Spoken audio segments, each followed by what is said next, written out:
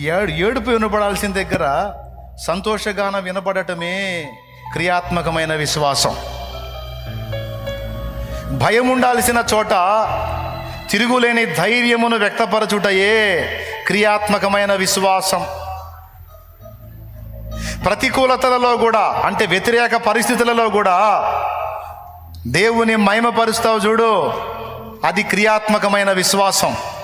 అది ఎప్పుడైతే నీలో నుండి నాలో నుండి వెల్లడవుతుందో అప్పుడు దేవుని శక్తి అక్కడ ఉత్పత్తి అవుతుంది. నిజంగా స్పష్టంగా అర్థమైందా?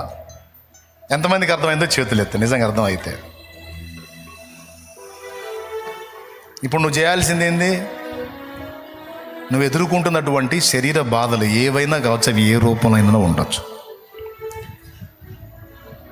నిన్ను కలచివేస్తుండొచ్చు, కృంగదీస్తుండొచ్చు, బాధ పెడుతుండొచ్చు. క్రియాత్మకమైన విశ్వాసం అంటే ఏంటో తెలుసా? వాటిని గురించి పౌలు శీలలో వలె నువ్వు లక్ష్య పెట్టక దేవునికి చెప్పాల్సిన దేవునికి చెప్పేసి 2 ముక్కలు, నువ్వు దేవుని యందు విశ్వాసాన్ని బట్టి స్తుతి కీర్తన పాడుటయే దేవుని శక్తి విడుదలవ్వటానికి, విశ్వాసం యొక్క శక్తి ఉత్పత్తి అవ్వటానికి నీకు ఒక అద్భుతమైన దినుసులా పనిచేసిద్ది. అందుకే చాలాసార్లు మీకు చెప్పాను, ఈరోజు కూడా చెప్తున్నాను, అనుకూలతలలో స్తుతించటం విశ్వాసం కాదు, ప్రతికూలతలో కూడా స్తుతించటమే విశ్వాసం. ఇక్కడ 2 విషయాలు మీకు చెప్పి ఇక నేను ప్రార్థన చేస్తా. ఒకటి ఏంటంటే, నువ్వు భూ సంబంధంగా ఎదుర్కొంటున్నటువంటి శోధనలు ఎన్నైనా, అప్పులైనా, రోగాలైనా, ఉద్యోగ ప్రయత్నంలో విఫలతలైనా, ఫ్యూచర్ ప్లాన్ అయినా, నీ పెళ్ళైనా, నీ పెళ్ళి పెటాకులు అయిపోతే మళ్ళా లైఫ్ కోసమైనా, కేసు అయినా, ఏ సమస్య అయినా, ఏ ఒత్తిడైనా, ఏ ప్రెజర్ అయినా, నీ పిల్లల ఫ్యూచర్ అయినా, నువ్వు దేని గురించి సఫర్ అవుతున్నావో దానిని దేవునికి సమర్పణ చేసి, దాన్ని దేవుని చేతికి అప్పగించి, నువ్వు దేవుని ముందు ఉంచినవన్నీ దేవుడు నెరవేర్చాడని విశ్వాసంతో, నెరవేరినప్పుడు స్తుతించటం కాదు, నెరవేరక ముందే స్తుతి సమర్పణ అనేది నువ్వు చేయాలి. అర్థమైందా? ఇలాగూ చేసిన ప్రతి ఒక్కరూ కూడా బైబిల్ గ్రంథంలో సమాధానం స్పష్టంగా పొందినట్టు రాసుంది. విడిపించయ్యా అయ్యా విడిపించాయి కాదు, దేవా నువ్వు విడిపించమని నేను చేసిన మొర్ర నువ్వు విన్నావు, నువ్వు నాకు సహాయం చేశావు, ఈ కార్యములు నెరవేర్చావు, నేను విశ్వసిస్తున్నా. జరుగుతాయో లేదో తెలియదు అని కూడా నేను అనట్లా, జరిగినాయి అని నమ్మి నేను మనసారా స్తుతిస్తున్నా. ఇక దాని గురించి నా చింత నాకు లేదు.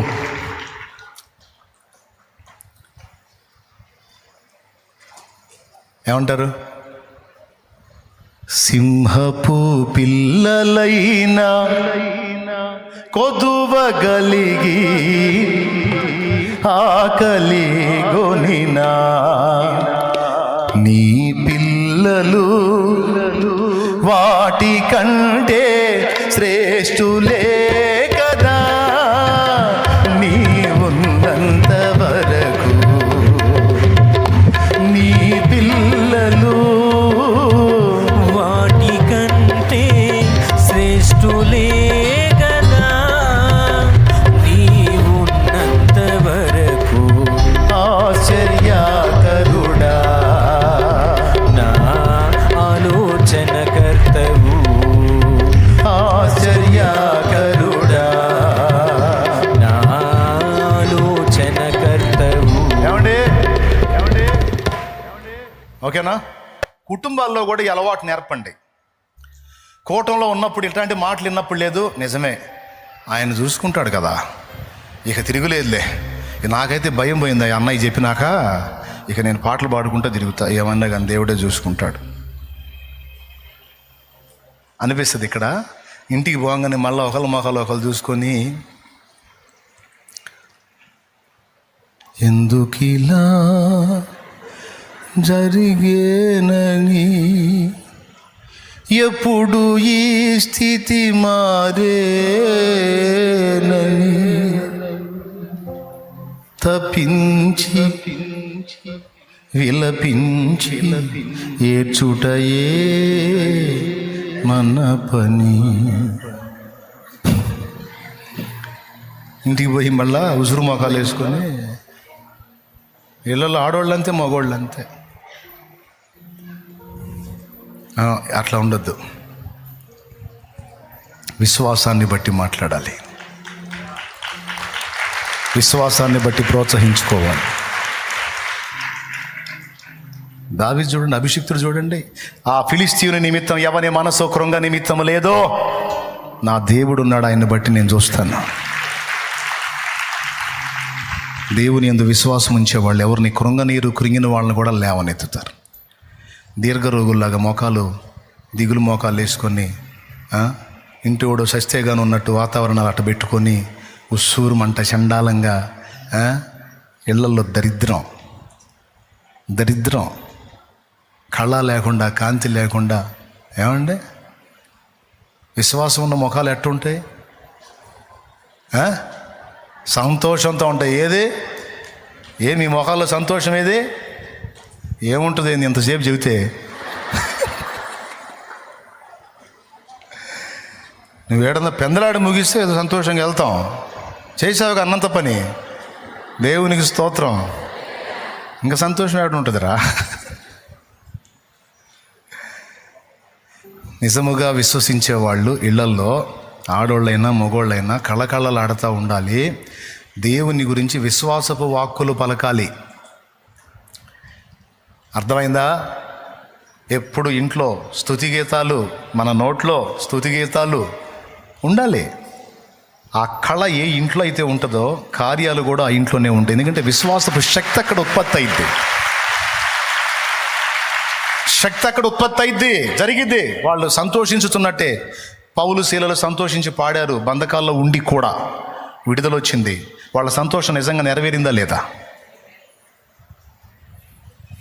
నువ్వు నేను చేయాల్సింది కూడా అదే. ఇంకా లేండి, ఎవ్వరూ కదలొద్దు, పైకి లేచి నిలబడండి. రెండవది ఏంటంటే, సృష్టిలో ఇన్ని రకాల శక్తులను ఉపయోగించి మనకు అందుబాటులో పెట్టిన దేవుడు మన కోసం మరొక క్రొత్త ప్రపంచాన్ని సిద్ధపరిచాడు, నూతన సృష్టిని సిద్ధపరిచాడు, నూతన దేహాన్ని సిద్ధపరిచాడు. దానికంటే ముందు ఆయనే లేచి చూపించాడు. ఆయన యందు విశ్వసించిన మనందరికీ కూడా దేవుడు మహిమ శరీరాలు ఇవ్వబోతున్నాడు. కలతలు లేని, కడగండ్లు లేని, కల్లోల స్థితిగతులు. వదిలేక కళ్ళు మూసి ప్రార్థన చేద్దాం. మీకు ఒక్కపోస్తుందంలే. కలతలు లేని, కన్నీళ్ళు లేని, కల్లోల స్థితిగతులు దరికే రాని ఆ దివ్య నగరిలో కాంతులను విరజిమ్మెదవా నా యేసయ్యా. ఆ దివ్య నగరిలో కాంతులను విరజిమ్మెదవా నా యేసయ్యా. సియోనులో స్థిరమైన పునాది నీవు, సియోనులో స్థిరమైన పునాది నీవు. Praise the lord.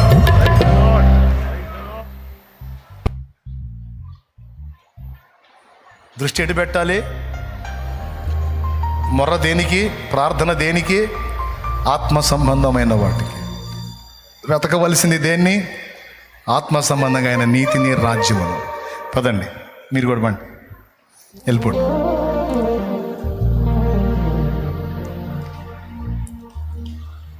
చప్పట్లు పెట్టి దేవుని మహిమపరుద్దాం.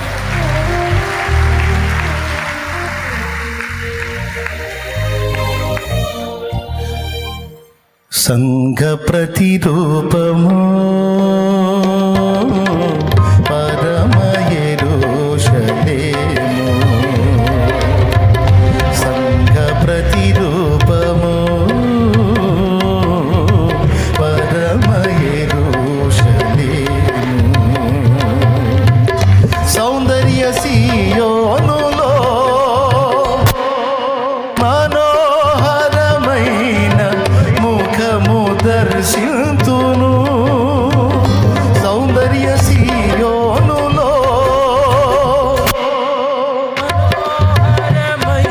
మన స్వరాన్ని తట్టుకోలేకపోతుంది. దర్శింతును నీతోనే నా నివాసము, నిత్యము ఆనందమే.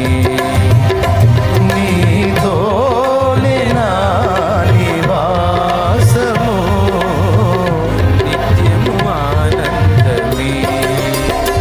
సీయోనులో స్థిరమైన పునాది నీవు, సీయోనులో స్థిరమైన పునాది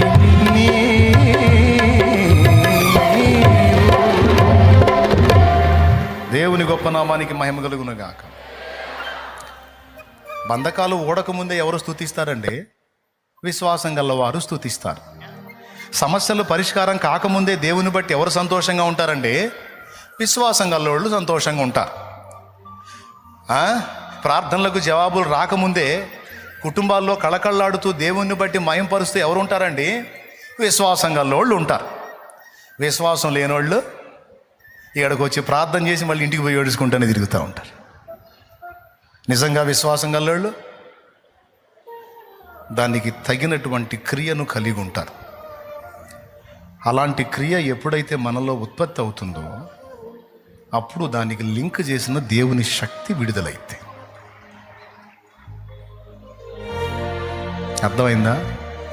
మెయిన్ లైన్లో ఉన్నటువంటి ఆ వైర్కి మన ఇంటి వైర్ని కనెక్ట్ చేసి సిద్ధపరచుకుంటే ఆ పవర్ ఇంట్లోకి సప్లై అయినట్టు విశ్వాసము ద్వారా దేవుని శక్తిని మనం కనెక్ట్ చేసుకోగలం, దాన్ని స్వతంత్రించుకోగలం.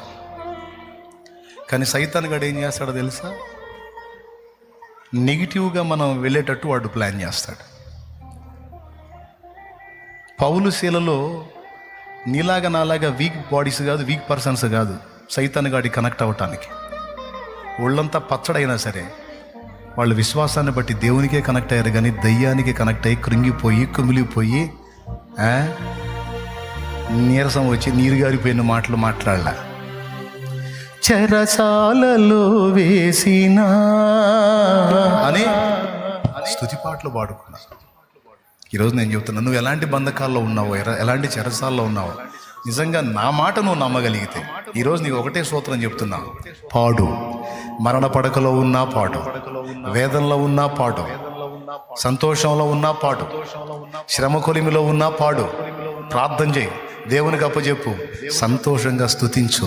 ఆ నోట ఎప్పుడు నా యేసయ్య పాట, స్తుతి పాట, స్తుతి పాట, స్తుతి పాట, స్తుతి పాట, స్తుతి పాట. పోయే ప్రాణాన్ని నిలబెట్టిద్ది, అసాధ్యమైన కార్యాలను సాధ్యపరిచిద్ది స్తుతి. విశ్వాసము ద్వారా శక్తి విడుదలైద్ది. ఆ విశ్వాసం క్రియాత్మకమైతే ఇంకా పవర్ఫుల్గా ఉంటుంది. ఎంతమందికి అర్థమైందో? దీన్ని నేను ప్రాక్టికల్గా అనుభవించా. నా జీవితంలో నేను యేసు ప్రభుతో నడవటం మొదలుపెట్టి 23 సంవత్సరాలు, నిండా 23 ఏళ్ళు. 23 ఏళ్లలో నేను ప్రాక్టికల్గా అదే అనుభవిస్తున్నా. ఇక ముందు కూడా నేను దాన్ని అనుభవిస్తానని నమ్ముతున్నా. మీకు కూడా అదే నేర్పుతున్నా. కృంగిపోవద్దు, కలవరపడద్దు. విశ్వాసంతో దేవుని స్తుతి కేకవేయి, నీ స్థితి మారుతుంది. నమ్మాలి. తలకాయ నిండా తట్టే డౌట్లు పెట్టుకొని, పిచ్చి పిచ్చి ప్రశ్నలు వేసుకొని లాజిక్లు వెతకొద్దు. విశ్వాసం అంటే అంతే. భూకంపం ఎలా వచ్చిందంటే పరిశోధన చేస్తే తెలిసిద్ది ఎట్టొచ్చిందో. ఈ 2 గొంతులు వేసిన కేక భూకంపం రావటం ఏంటి? కానీ వచ్చింది. ఆ కేక అంత పవర్ ఎక్కడుంది? విశ్వాసంలో ఆ శక్తి ఉంది, అది విడుదలైంది.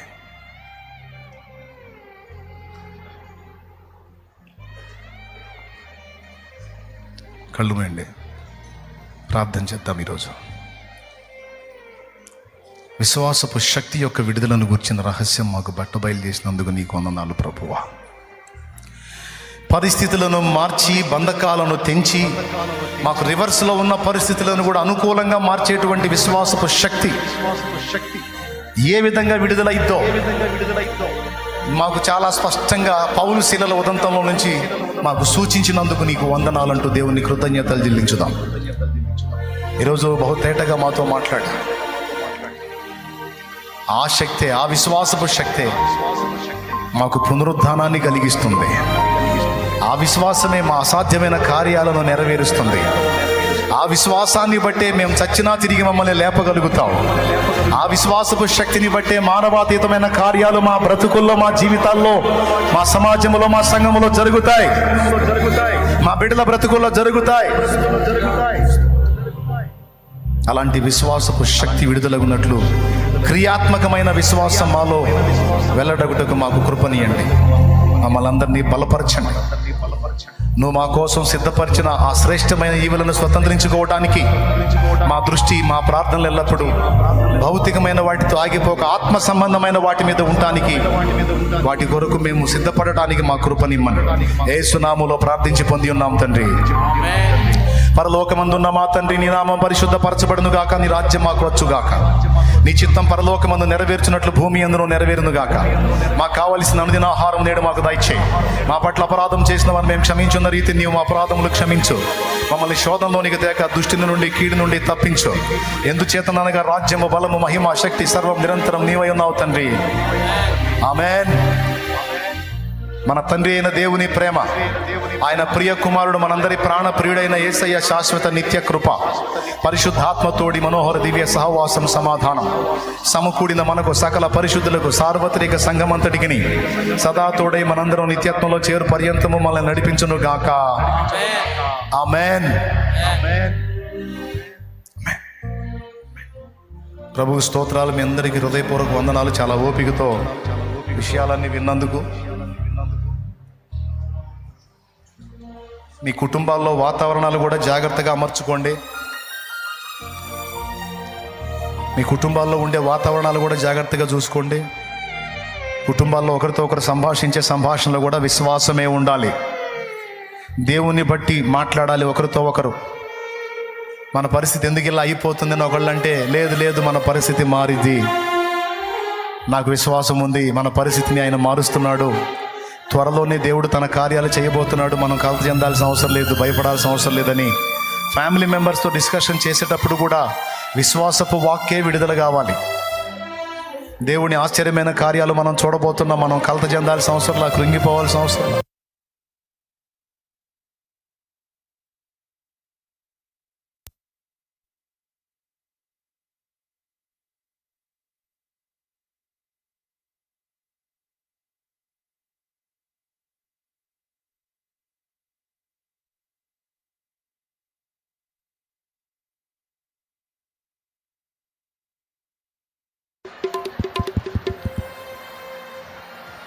Praise the Lord.